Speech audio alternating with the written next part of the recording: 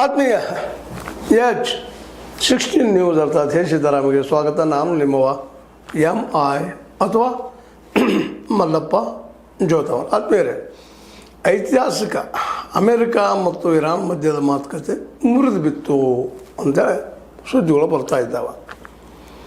ಇದರಲ್ಲಿ ಪಾಕಿಸ್ತಾನ ಮಧ್ಯಸ್ಥಿಕೆ ವಹಿಸಿತು.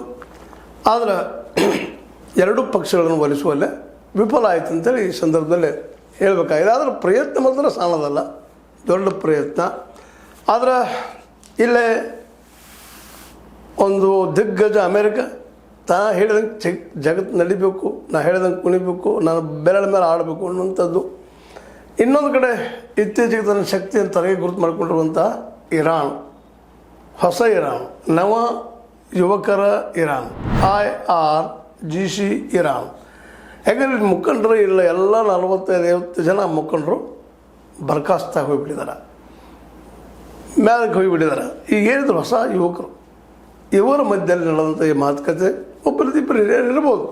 ಆದರೆ ಈಗೇನಿದ್ರು ಈ ಇರಾನ್ ಒಂದು ಅಧಿಕಾರ IRGC ಕೈಲಿರೋದ್ರಿಂದಾಗಿ ಅವ್ರ ಮುಖ್ಯ ಬೇಡಿಕೆ, ನಾವು ಯಾವುದೇ ಪರಿಸ್ಥಿತಿಯಲ್ಲೂ ಹೊರ್ಮೂಜ್ ದ್ವೀಪವನ್ನು ನಮ್ಮ ಹಿಡಿತದಿಂದ ಬಿಡುವುದಿಲ್ಲ.